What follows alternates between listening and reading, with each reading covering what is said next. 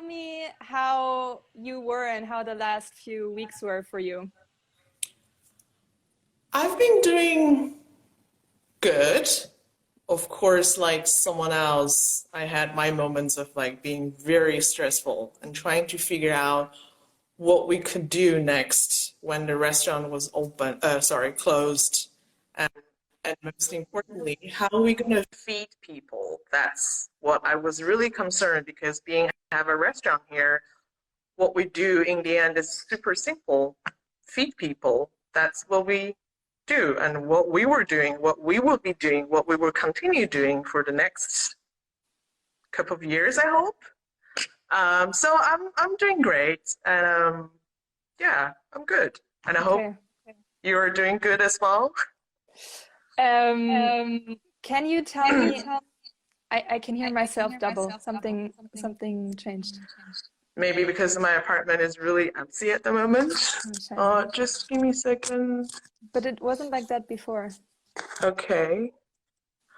Can you still hear me though? Yeah, wait. Yeah, now it's better.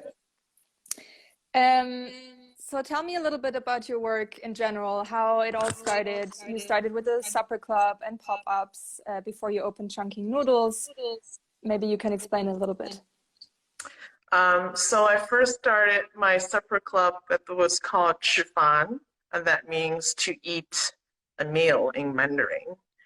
And when I first moved here, I found it was a bit difficult to find like really good Chinese restaurant, but that was years ago. I found like the Chinese restaurant here in Berlin were not particularly as good as the one we could find in North America. So for me, of course, when I relocated here with my that time partner together, I was like, I miss my home food. I really wanted to eat something like I'm familiar with, and I couldn't find any. So I was just like, okay, so why don't I just start a supper club and just host people at my apartment and do like how we Chinese really eat back in China. That was really fun experience, but that was more like I just love to host people. I just love to introducing people what we really eat back in China. And a lot of Chinese probably didn't know what was orange chicken, and they might get confused like, oh, we actually don't have that in China. We actually eat this. So that was a really interesting experience for me to host people from some of them were German, some of them were from all over the place, and it was really fun to get to meet people, and also fun to introducing people like a little bit more of the food culture that I grew up with. But then I started to think like, okay, I've had great time with my guests. The supper club went really well. It went quite successful in the scale that I was after, and then I was like, oh, maybe I do something with gastronomy or something like that. But I didn't want to do like a 10-course banquet like how I did it for my supper club, because that's really like very energy draining. And also at that time, to be very honest, people tend to think Chinese cuisine is the cheaper version of some of the other Asian cuisine. So I was like, maybe I just do something really simple, what I would really like to eat. And yeah, then I started Chungking Noodles because I have a really good friend who is from Chungking. Her mom is a fantastic cook, and she basically just taught us like how to make Chungking noodles from scratch, and I just like found it's such a simple dish, but it has so much flavor in there, and it's just great. It's just tasty. I just love it. Then I started to pop up with the Chungking noodles, because to be honest with you, it has carb, it has meat, it has veggie, and most importantly, it has spice. So what do I need more? Say no more. Give me a bowl. So, and I started Chungking noodles. At the beginning, I wasn't really sure if people will like this spicy dish because it has a really particular flavor. We use a lot of a lot of Sichuan peppercorns. We use a lot of chili oil. And fun fact, this noodle dish is actually a very common breakfast dish back in China, in Chungking. So when I first telling people, you know, this is a breakfast dish, they were like, oh my God, this is crazy. This is way too strong for breakfast. But if you've been to the city, you will totally understand because the city has high humidity. And people just think they need it's really hot, usually really hot, and people just think they need a bit of chili to kick out the humidity in their body. Like Mexican cuisine, it's also really hot weather there, but maybe not as humid as Chongqing, but still, like, chili is the main thing. So the pop-up went really well, then it's been really popular, and at some point I was like, okay, guys, it's a time to open a restaurant. Nothing fancy, something simple. I wouldn't even call Chongqing Noodle maybe a restaurant. I prefer to call it like a fun noodle joint because our menu is really small. We have a couple of starters, basically one dish, Chongqing noodles, and with different toppings, and one dessert, some great beer. We collaborate it with our friends from Motel, some good wines, and it's just a fun noodle joint. And people come here, have a bowl of noodles, crack a beer, have some fun conversation. If you feel like it, have some ice cream by the end of the meal. Happy day. Like, yeah, really simple. How is it for you to communicate this?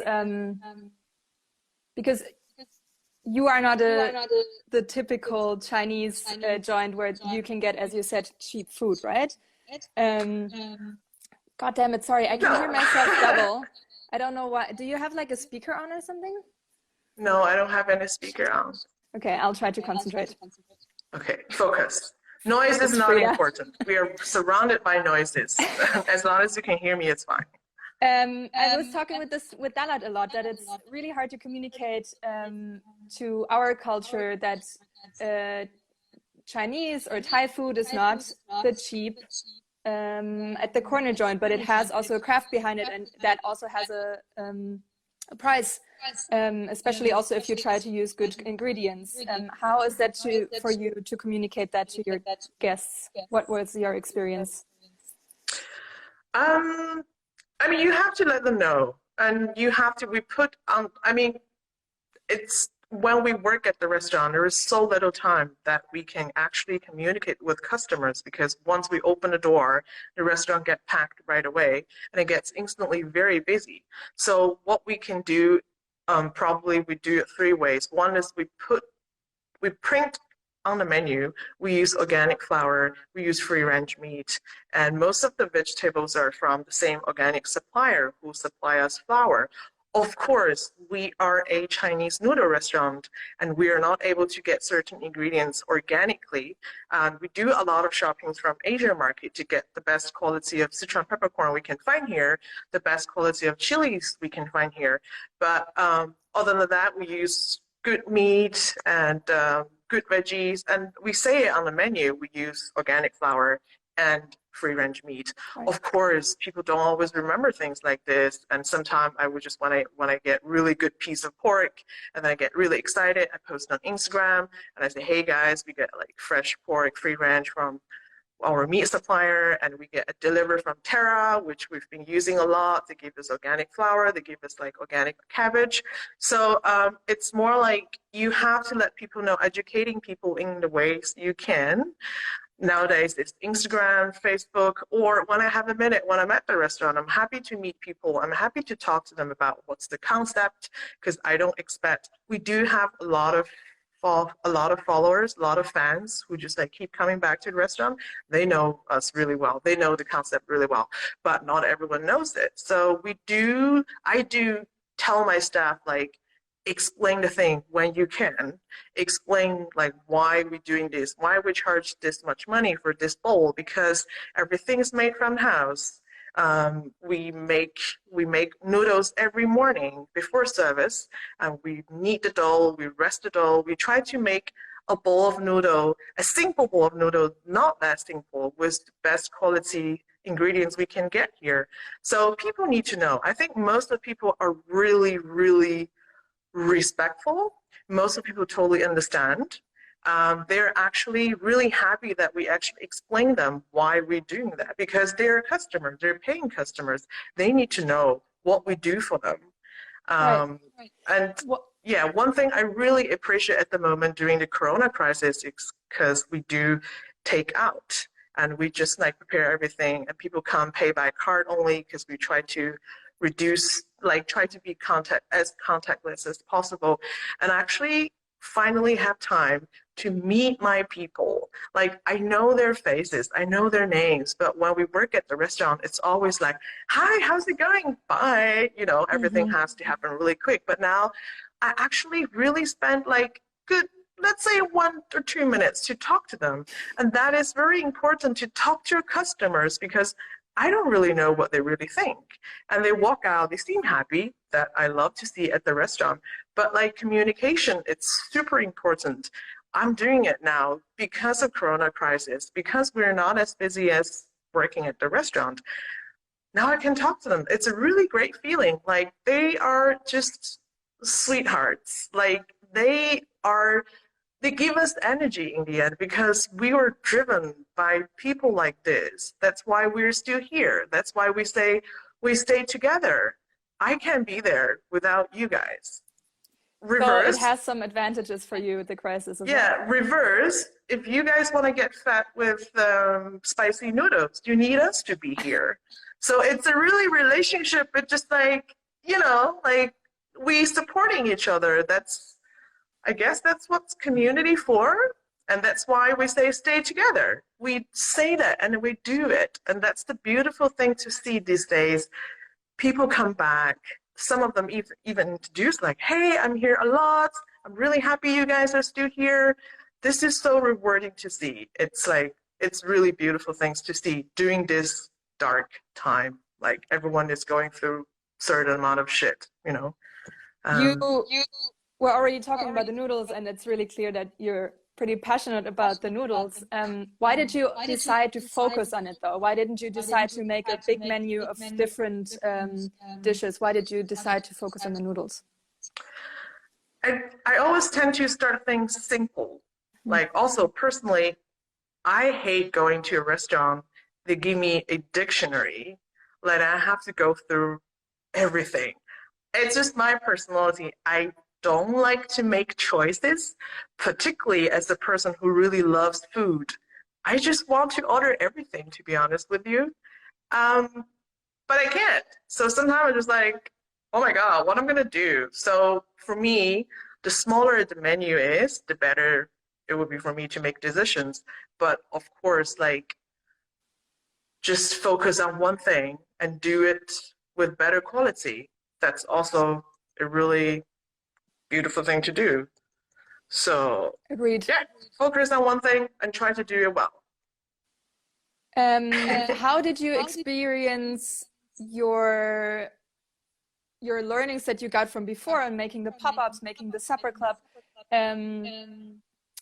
Did that help you dealing with the crisis?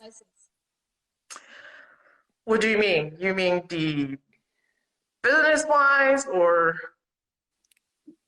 Did it give you some flexibility, and did you learn some things when you did supper clubs that were maybe not planned, or in being I think more supper flexible? club was more like, I just wanted to have fun. I just wanted to host people and tell them what we eat back in China. But I think pop-up is more like a playground for me. Like, if I wanted to start a business, probably coming from a non-gastronomy background, I wouldn't be just like, oh my God, I'm so confident. I'm gonna so go in here. I'm gonna so open my restaurant. And I started as a supper club. That was just because I wanted to see if people will like this kind of cuisine. As I said before, it has a lot of chili, has Sichuan peppercorn, and those are the flavors people are not really familiar with. I had customer ate like 2 bites of food. It just came like, I'm sorry, I think I have allergy reaction from your food, because I just couldn't just couldn't feel my tongue. I'm like, don't worry, let me explain you. This is not, you're fine, you're totally fine. This is just because it's Sichuan peppercorn. It's a very unique peppercorn from this certain area back in China. It gives you this like citrusy and tingling flavor or feel or something. So that was the thing. I was more concerned, like, will people like this dish? And then the more pop-up I did, the more I realized actually people are loving it. And I think Berlin as a city needs a bit of spice, you know. different kind of cuisine, not only Chinese, maybe a bit of Thai and like maybe a bit Vietnamese. Like, I don't know. There's of course some people don't like spice, but there's always people like spice, like me and you. So that definitely helped me learn a lot. Like, okay, this dish can work here, and also work in the kitchen, how you're going to organize with your supplier, how you're going to work in the kitchen more efficiently. And also, when I did pop-up, I was all over the city. It can be like a Kotzberg or Mitte or Prenzlauer Berg. And that also helped me to find out what's the area I would really like my future restaurant to be. And that was definitely a 2 years of learning process of like how to work in the kitchen and how to organize with your supplier and where I can get the good ingredients. That's very important. And what's people's reactions for this dish, and the location. And location is super important. Location, location, Right. location. So, and now we're really happy about the location here. It's just a fantastic place. And Can you explain? Can you go explain ahead, real sorry. quick what you did now since you had to close the physical restaurant? Sorry, say it again. Can you explain real quick what you did now since you had to close the actual restaurant? What's your strategy now? What can you? I decided to close the restaurant because let me tell you why I decided to close my restaurant. Because we are a open kitchen restaurant. I have to protect my staff. If you've been to my restaurant, you come in here, you instantly see us in front of you, and my chef and I usually will love to greet to people. And we have a lot of bowls stacking at the bar. So that for me, that really freaks me out, because the first second the customer came in, the first thing is they might just talk to us over the bowl we're putting there serving food, and we have no whatever protection in between the bars and the people, like the hallway. So it just, the whole space are always packed in the evening. There's way too many people, way too many contacts. So for me, if I want to continue running this restaurant, the most important thing is protect my staff, protect myself. It's just being responsible for my team. Then I decided to close it. Of course, I had a conversation with the team. Okay, we can't just close the restaurant, do nothing. We have to keep it rolling, keep it going, you know, and liquidity is very important. Cash is king. Like, we have to make money. I have to pay my rent. I have to pay my staff. So very quickly, my mind was instantly just switch back to, okay, let's do something very easy, very simple. People can quickly assemble them at home. And back to the pop-up mode, like what we would do if we were still doing pop-up or something. And also like what would be people more interested at this time. They can't go out for food, but they might, it's nice to cook at home, but they might want something a bit different than just cook at home, you know. So we were just like, let's do just take out boxes, and we prepare all the sauce and the condiments. What you need to do is just to bring the noodles back home, and we give you a cooking instruction. You just cook the noodles, and we make a 2-portion in one box. One of my staff were just saying like, oh, that's kind of romantic. You know, you just like bring a box for 2 home, you cook it with your loved one, or cook it for your kids. Or cook it for yourself. Something. Everyone, it's really nice. It's something to do, something you look forward in the evening or the next day's lunch. And we still, like, even now we're closed only for takeout. All the noodles are still freshly made every day. And when we open, it's a trading day. Every day, someone coming to make the noodle freshly. Yeah, we're basically still providing what we can do the best to the customers, but just really shorten the menu. At the moment, we only have 2 options. So vegan options is always there for the vegan or vegetarian eaters, and there's either pork or beef or whatever ingredients we can get from suppliers right now, because, you know, like. That's my next question. Last week you had some flour shortage. Actually, how did the crisis affect your product availability? So that was very. I did not expect that we ran out of flour, because I just placed big order before we decided to close the restaurant at Corona. And I was pretty confident. I was like, oh, we have like 300 kilo flour here. Easy, you know? And because everyone is coming supporting us, and we've been going quite okay with the takeout. And last week I realized we had so little flour. I was like, no worries. I'm just gonna email Tara. Maybe that's gonna be some flour. And they were like, we absolutely have no flours. They're just like, okay. And I don't like, also when I announced it on Instagram saying we are short of flour, and I got so many messages from a lot of people telling us where we can get flour and what do we need. Thank you so much for the guys who sending messages to us. That was really, really nice of you guys, and really appreciate that. So yeah, so now we don't have that much flour for this week, but I'm talking to a different supplier, and hopefully we will get more flour next week. But at this time, and it's all about flexibility, if we don't get flour for next week, we probably would do something, I don't know, back to mapo tofu over rice or something like that. Yeah, we just have to squeeze our brains, think of more creative things to get people, to feed people. And finger crossed, maybe we can get flour. You mentioned before already some collaborations. I think in literally all of the talks I had before I dropped your name because you had some kind of collaboration. Was it Motel or what's the other one? Ah, yeah, Dalat, of course. What does collaboration and community mean to you, and why is it important? It's just, it's important, but also really fun at the same time, because we are, in the end, we're a group of creative people in different way. Do you know what I mean?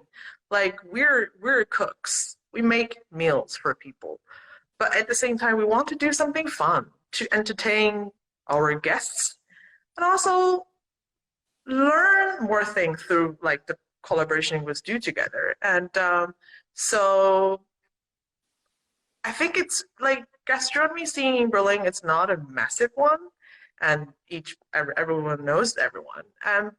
But it's just also fun to do something together. You know, you just feel like, hey, let's do something cool with I don't know, Dalat or with a motel. Let's do something together. That's like, you don't only stay together because of this special time. You just have to stay together all the time. And I believe like you can pull out something really nice. Like Motel Guys is doing a great job to brew the beer for us.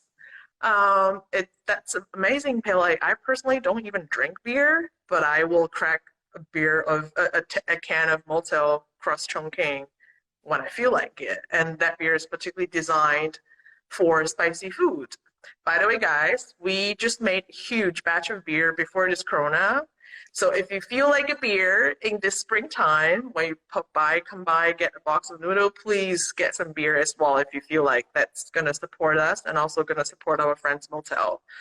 Thank you.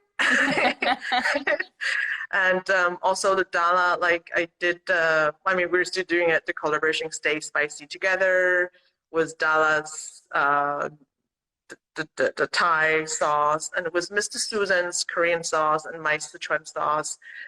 It just keep motivating to each other. You just like doing things together, get distracted, you know, like don't think about the bad thing. Tomorrow is another day. Now we have time. Let's do something fun.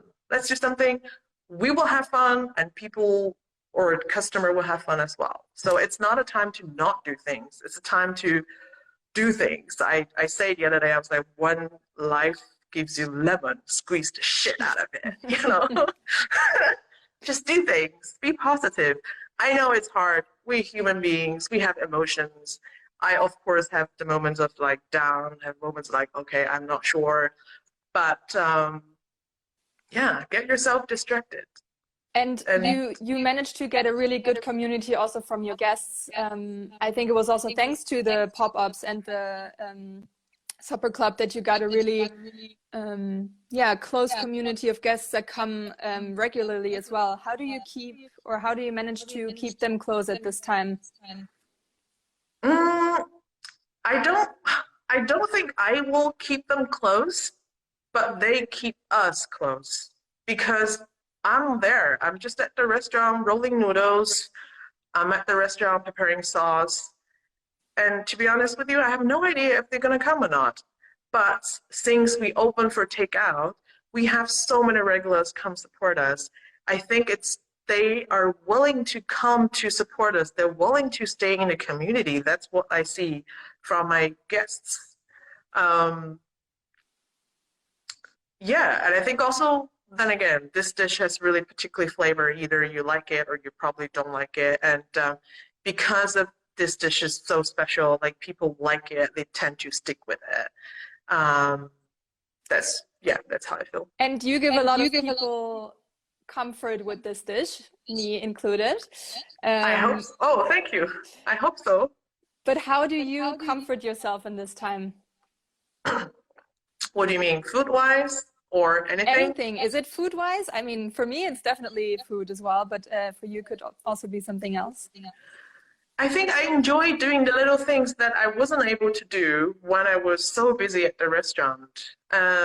I think for me now, all the little things matter. When I have free time, I go out for a walk. I go to flower shop, buy some flowers. I can finally go to supermarket, buy something I cook for myself. It's just all the small thing matters. And sometimes you see some nice flower, you see your friends is not in a good mood, just get them some flowers, make them happy. That's very comforting for me, but also eating my own noodles. I'm always happy when I have some leftovers. When we close the restaurant, I'm like, great, noodles for me. And doing something I've been wanting to do that I didn't have time to do, like I just pickled a lot of Sichuan pickles. And I just also did a little bit like fermentation experimental at home and stuff like this. So just enjoy the really simple life that you're having right now. Like, yeah. Like Talking about that I wasn't simple able also. to do when the restaurant was running and I was so busy. Right. Talking about simple, I think people really actually crave the simple, comforting, maybe even almost heavy dishes that, lull you into something warm and make you really feel good. Do you think that dining concepts will have to adapt to that in the future, especially if you think about the fine dining and really fancy restaurants? I don't think so. I mean, I don't know. I think it's nice to have varieties. I mean, I would love to go back to the fine dining restaurant, just treat myself, dress up a bit, go have a glass of champagne or whatever bubble you feel like, and hang out with my friends. Because I think going to eat at the restaurant is not just go eat at the restaurant. Oh, it's also a social thing. You spend time with your friends. I miss going to a restaurant. I miss seeing my friends. And what's the hardest part right now is I see them and I can't hug them. And I was just like this like whatever distance tap or food tap is just like it's a different thing. I think people are probably more willing to go to nice restaurant after everything is over and treat yourself. And you have your choice, either go to an easygoing restaurant like our noodle joint or just go have a nice dinner with your friends. I don't think fine dining needs to change much. Just the most importantly, just what you're doing is great and you know what's good for you and just continue doing what you've been doing. That's yeah. What do you miss most about not having the restaurant open right now? About